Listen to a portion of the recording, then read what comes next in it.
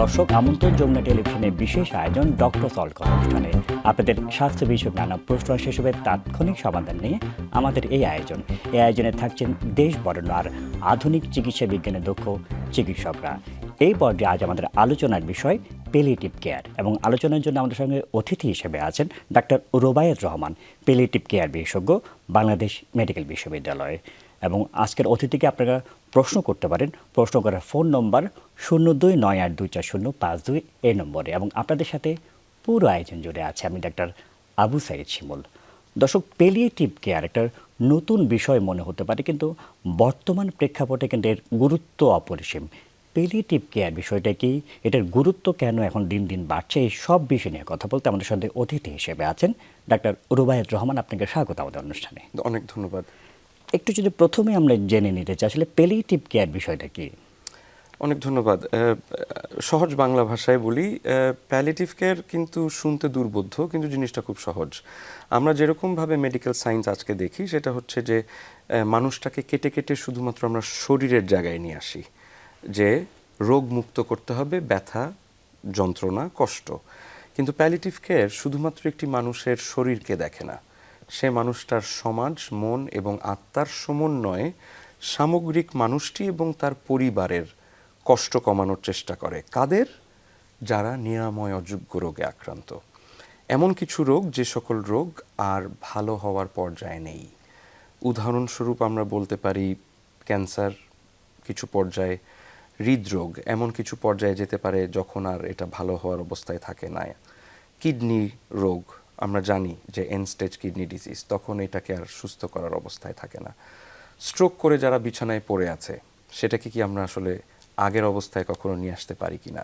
স্মৃতিভ্রষ্টতা, Alzheimer's, very recently এটা খুব সুন্দর একটি জায়গা উঠে আসছে যে মানুষ ভুলে যাচ্ছে সব কিছু।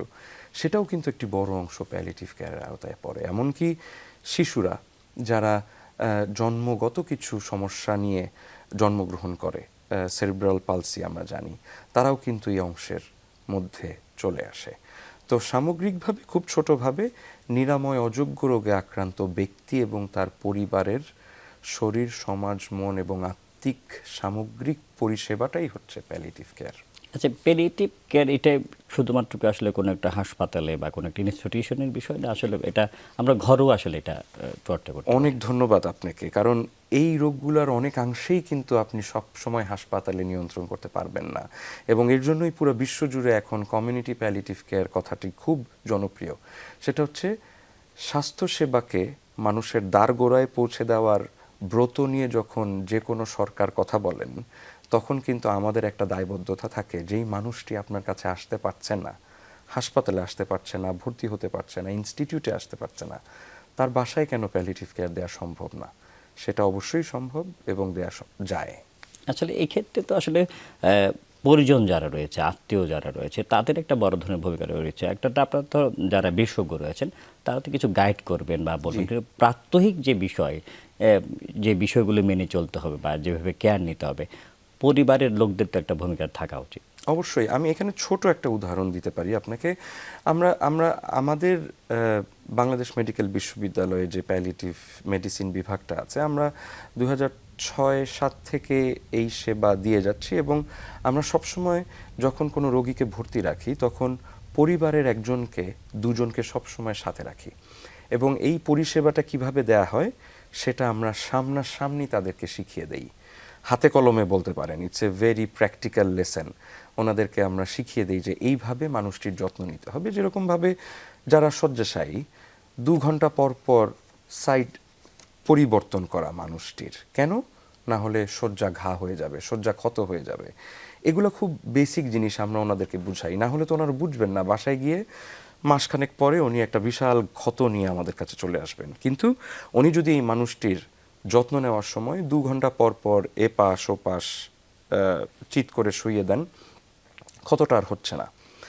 যারা বিছনায় শয্যাশায়ী থাকে তাদের একটা বড় অংশ কিভাবে খাবেন এইটাই অনেকে জানেন না। আমরা প্রচুর ঘটনা দেখতে পারি আমাদের সমাজে আছে, যে রাত্রে অনেকে খাইয়ে দিলেন, সকালে বা ভোর রাতে উনি মারা গেলেন ঘুমের ভেতরে। আমরা অনেকেই জানি না যেই খাবারটাই আপনি খাইয়েছেন সেটা পেছনের দিকে এসে ফুসফুসে গিয়ে উনি হয়তোবা এক ধরনের মানে শ্বাসরোধ করে উনি মারা গেছেন বা চলে গেছেন, কিন্তু আমাদের কাছে মনে হয় যে মানুষটা তো ভালোই ছিল, কিন্তু এটা আমার অজ্ঞতা। আমি পরিবারকে বুঝাতে পারিনি যে যেই মানুষটাকে আপনি খাওয়াবেন তাকে কখনোই ৪৫ বা ৫০ মিনিট ১ ঘন্টা বসিয়ে রেখে তারপর শোয়াবেন, যাতে করে পুরা খাবারটা নিচের দিকে নেমে যেতে পারে। সো এরকম ছোট ছোট প্রচুর টিপস বলেন বা সেবা দেওয়ার প্রক্রিয়া আছে। আমাদের কাছে প্রচুর রোগী আসে যাদের ক্যান্সারজনিত ক্ষত হয়, হ্যাঁ, খুব দুর্গন্ধ হয়, সেখানে পোকা হয়ে যায়, হ্যাঁ, কিন্তু এটাও কিন্তু আমাদের একটা অজ্ঞতার অংশ যে পোকা হয়ে যাচ্ছে, দুর্গন্ধ হচ্ছে কেন? আমি এই ক্ষতটাকে পরিষ্কার রাখতে পারছি না। এখন পরিষ্কার করা কি মানে সবসময় ড্রেসিং করা? তা তো কিন্তু না। এখানে ডাক্তারের প্রয়োজন হয় না, কিন্তু সামান্য একটা পরিবার যদি সেই ক্ষতটাকে সকাল বিকাল নর্মাল স্যালাইন, যার নর্মাল স্যালাইন নাই, উনি একটু লবণ পানি দিয়ে জায়গাটাকে একটু পরিষ্কার রাখেন, তাইলেই কিন্তু সেখানে আর পোকা হবে না, দুর্গন্ধ হবে না। এবং ঘরের একটা কোনায় যদি ধরেন আমি একটু একটা একটা একটা পটের ভেতরে আমি যদি একটু, আমরা লিকুইড প্যারাফিন বলি, এটাকে যদি রেখে দেই, ও কিন্তু এই গন্ধটাকে অ্যাবজর্ব করে ফেলবে। তো এই যে ছোট ছোট বিষয়গুলো যে দৈনন্দিন আপনি বললেন যে আমরা কি বাসায় করতে পারি কিনা, অবশ্যই বাসায় করা সম্ভব, এবং আমরা তাদেরকে সেই দিক থেকে অনেকাংশেই ভোগান্তিহীন রাখতে পারি। আচ্ছা, এই যে প্যালিয়েটিভ কেয়ারের একটা বিষয় বললেন, যে আমাদের একটু যদি জানা রয়েছে যারা ক্যান্সারের রোগী, তাদের ক্ষেত্রে আসলে কোন কোন বিষয়গুলো আসলে খেয়াল রাখা উচিত? আবার এই যে প্যালিয়েটিভ কেয়ারের যে যারা যাওয়া উচিত, একটা বড় অংশ দেখা যায় যে যখন বলা হয় যে না আর কিছু করার নেই, তারা দেখা যায় প্যালিয়েটিভ কেয়ারের দিকে আসলে ধাবিত হয় না। এই দিকেও তো তার আসলে কিছু করণীয় রয়েছে বাকি জীবনগুলোতে। সেই ক্ষেত্রে আসলে কি কি করণীয়, সেই সব বিষয় নিয়ে আমরা আলাপ করব। আমরা বিরতির আগে একটা প্রশ্ন রেখেছিলাম, তার আগে একজন দর্শক রয়েছে অনেকক্ষণ ধরে, তার প্রশ্নটা একটু নিয়ে নিতে চাই। দর্শক, আপনি কে বলছেন, কোথা থেকে বলছেন, আপনার নাম এবং বয়স বলে প্রশ্নটি করুন। আমি মোহাম্মদ আব্দুল সালাম বলছি, ঠাকুরগাঁও পীরগঞ্জ থেকে। জি আব্দুল সালাম সাহেব বলুন। হ্যাঁ, আমি একটা জিনিস জানতে চাচ্ছিলাম যে আমার ওই যে কয়েকদিন আগে, সপ্তাহখানেক আগে, আমি গলা পরিষ্কার করার সময় যখন কফ বের করছিলাম, জি। তো কফ দিয়ে আমার কয়েকবার রক্ত আসছিল কফের সাথে। তো এটার জন্য আমি কি বিশেষজ্ঞ ডাক্তার দেখাইতে পারি? আপনাকে আমি গলা জি এমনিতে মানে জোরে কাশি দিচ্ছিলেন এমন কি, না কিছু? কাশি ছাড়া এমনি এইভাবে গলাটা টানে মানে কফ ফেলাচ্ছিলাম, তখন আসছিল। এর মধ্যে কি আপনার কাশি ছাড়াই গত কয়েকদিন ধরে কি সর্দি কাশি এমনি ছিল গত না সপ্তাহখানেক জ্বর দিন? সর্দি কাশি কোনো কিছু নাই, কাশিও নাই, সর্দিও নাই। আচ্ছা, আমাদের বিশেষজ্ঞ রয়েছেন, আপনার যদি কিছু জানার থাকে। সালাম ভাই, আপনাকে অনেক ধন্যবাদ ফোন দেওয়ার জন্য। আপনার যেহেতু এটা আপনি বলছেন ৫ থেকে ৭ দিন হয়ে গেছে, আমার কাছে মনে হয় যে আপনি আপনার আশেপাশে একজন বিশেষজ্ঞ ডাক্তার দেখান, এবং বিশেষজ্ঞটা অবশ্যই রেসপিরেটরি, আমাদের শ্বাসতন্ত্রের যে ডাক্তার আছেন, উনি আপনাকে দেখে একটা ভালো পরামর্শ দিতে পারবেন। বক্ষব্যাধি বিশেষজ্ঞ। আমার মনে হয় যে আপনি বক্ষব্যাধি একজন ভালো কারো কাছে দেখা করেন, উনি আপনাকে একটা সঠিক পরামর্শ দিবেন, কারণ ৫-৬ দিন যাবত রক্ত যাওয়া, এটা একটু দেখিয়ে নেওয়া ভালো। জি, দর্শক যেমনটি আসলে বলছেন, আপনার নিকটস্থ যদি বক্ষব্যাধি বিশেষজ্ঞ থাকেন, তার আসলে পরামর্শ নেবেন। সেটা যদি না থাকে, একজন মেডিসিন বিশেষজ্ঞের কাছে গিয়ে আপনি, যেহেতু এই ধরনের রক্ত আসাটা সবসময় আমাদের গুরুত্ব দেওয়া উচিত, অনেক ক্ষেত্রে দেখা যাচ্ছে যেটা তেমন গুরুত্বপূর্ণ না, কিন্তু আমাদের কারণটা তো বের করতে হবে, সেটাই ক্ষেত্রে খুবই গুরুত্বপূর্ণ। আমরা যে আলোচনাটা করছিলাম, যে বিরতির আগে প্রশ্ন রেখেছিলাম যে অনেকেই যে এখানে যেতে হবে, যে কারণ যখন দেখা যাচ্ছে ক্যান্সারের রোগীরা যখন বলে যে আসলে আর কিছু করার নেই, মৃত্যুর দিন গোনা ছাড়া বা এমন কিছু, এই ক্ষেত্রে আসলে পরিবারের বা আপনজনের যে আপনাদের কাছে যাওয়া উচিত, সেই বিষয়টা যদি একটু গুরুত্ব দিতেন। অনেক ধন্যবাদ, আপনার কথাটা আমার খুব ভালো লাগলো। এটা ইউজুয়ালি আমি অনেক জায়গায় বলি, কিন্তু আপনি বললেন যে আর কিছু করার নেই, তাকে বাসায় নিয়ে যান, এই কথাটা খুব জনপ্রিয় আমাদের এখানে। আমরা এখান থেকেই আসলে বলতে পারি যে আসলে কেন এই মানুষগুলো প্যালিয়েটিভ কেয়ারে আসতে পারেন না। আমি মানুষের কাছে যাওয়ার আগে আমার মেডিকেল পরিষেবায় বা মেডিকেল সমাজের একটা অজ্ঞতার জায়গা কিন্তু এখানে বলতেই চাই, কারণ প্যালিয়েটিভ কেয়ার কি খুব বেশি পরিচিত হয়েছে গত 10-15 বছরে। এখানে আমাদের যেরকম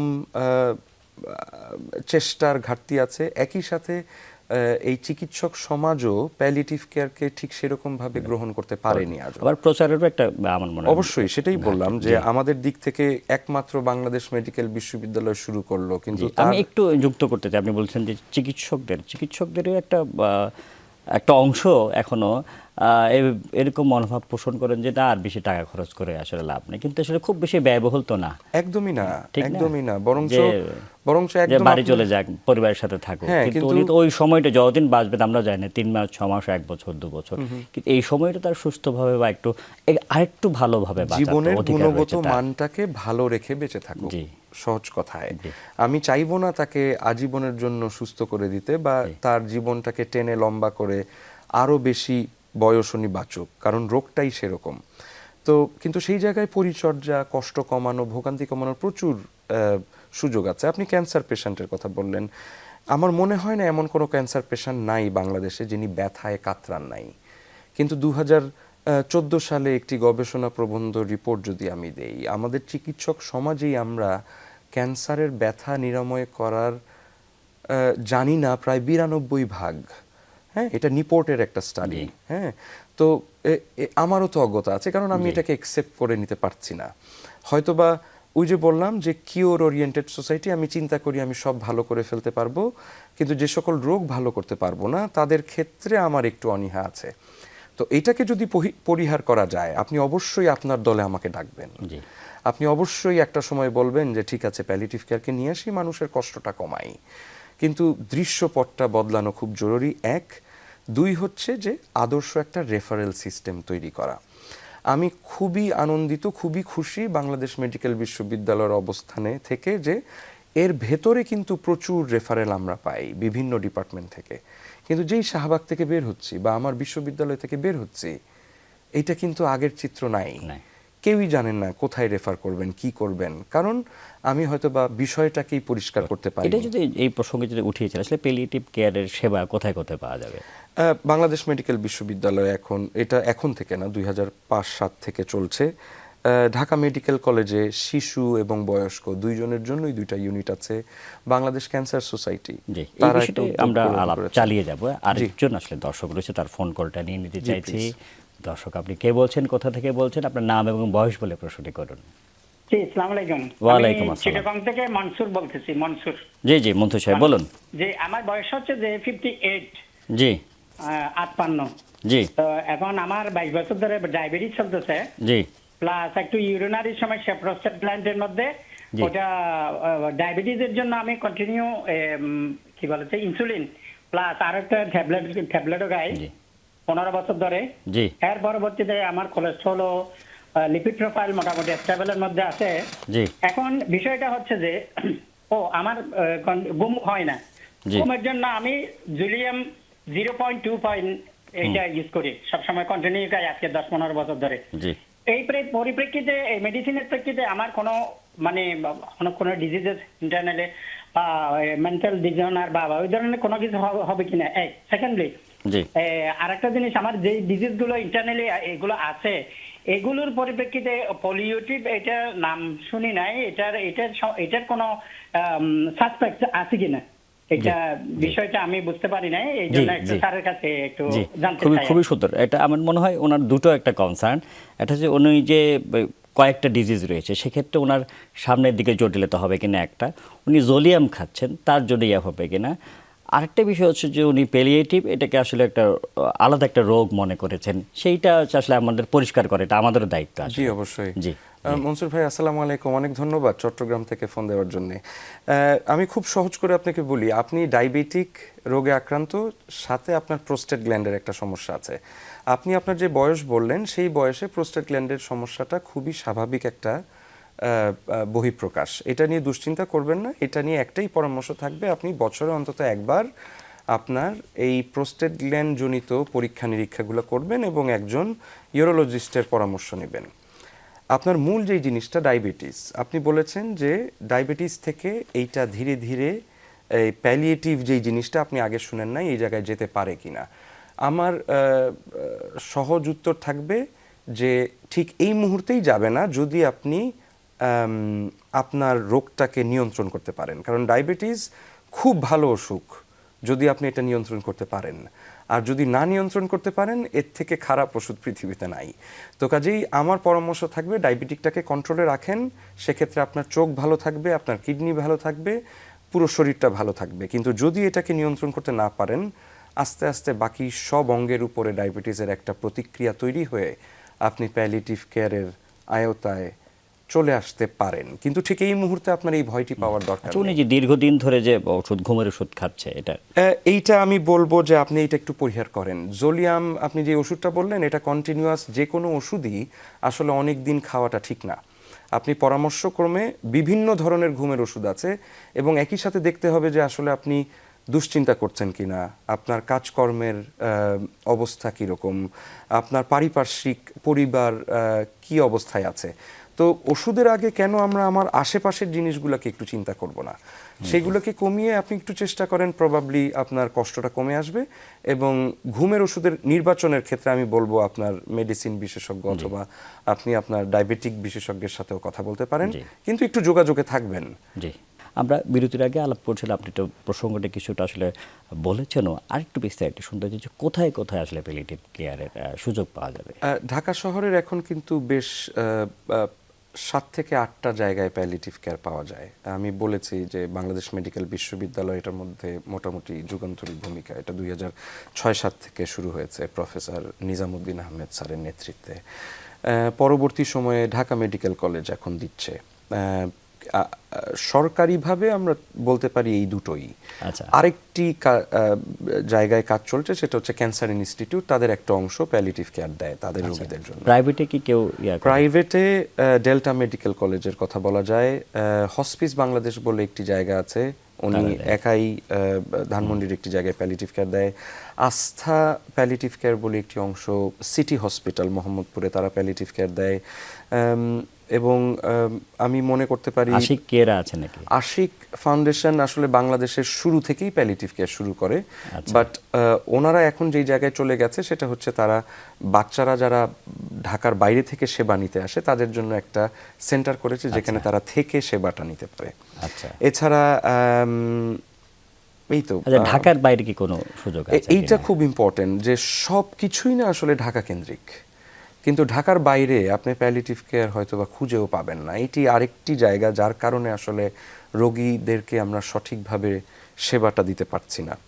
তো এর জন্য আমরা আমার গবেষণা কাজের একটা অংশে আমি প্রস্তাব রেখেছিলাম যে এটা আসলে উপর থেকে যেরকমভাবে শুরু করা হয়েছে, যেরকম বাংলাদেশ মেডিকেল বিশ্ববিদ্যালয়, একই সাথে এই সেবাটা উপজেলা লেভেল থেকে শুরু করা উচিত, কমিউনিটি ক্লিনিকগুলো থেকে শুরু করা উচিত। বিষয় যে এত বেশি সংখ্যক আসলে বিশেষজ্ঞ এই মুহূর্তে আমার মনে তৈরি করা অত সম্ভব না। সেক্ষেত্রে পোস্ট গ্রাজুয়েশন বা কোনো একটা জায়গায় কি এটা প্যালিয়েটিভ কেয়ার যেন সকল চিকিৎসকরা যেন এটার আসলে এক্সপোজার পায়। আপনি এটা আরেকটি খুব ভালো বিষয় বলেছেন যে সব কিছুর জন্য যে আপনাকে পণ্ডিত হতে হবে এমন কোনো কথা নাই। এটা আমি খুব বিশ্বাস করি যে অবশ্যই যারা পড়াবেন, যারা ভবিষ্যতে ট্রেনিং দিবেন, তাদের এরকম একটা এমডি বা এমএস বা এই টাইপের একটা ডিগ্রির প্রয়োজন আছে। কিন্তু যিনি প্রান্তিক জায়গায় সেবা দিবেন তার কিন্তু সামান্য কিছু ট্রেনিং এবং বোঝার জায়গাটাই যথেষ্ট, এবং সেটা কিন্তু বিদ্যমান। আমরা কিন্তু ট্রেনিং দেই 6 সপ্তাহ, বাংলাদেশ মেডিকেল বিশ্ববিদ্যালয়ে 6 সপ্তাহের একটি ডক্টর নার্সের ট্রেনিং খুলেছে। বিগত সময়ে কিন্তু আমরা সরকারিভাবে উপজেলা লেভেলের ডাক্তার এবং নার্সদেরকে ট্রেনিং দিয়েছি। এখন কনসার্নটা হচ্ছে আপনি চাচ্ছেন কিনা সেবাটাকে আপনার জায়গায় শুরু করতে। তো সেই জায়গাটায় একটু জোরালো পদক্ষেপ প্রয়োজন।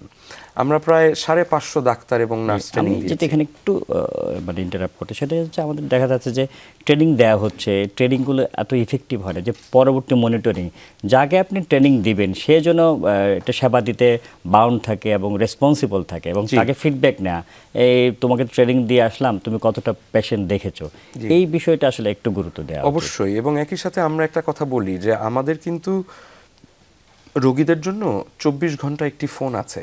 জি, আমাদের মেডিকেল বিশ্ববিদ্যালয়ের রোগীরা তাদের কষ্টের কথা আমাদেরকে জানাতে পারেন, আমরা সেরকমভাবে উত্তর দেই।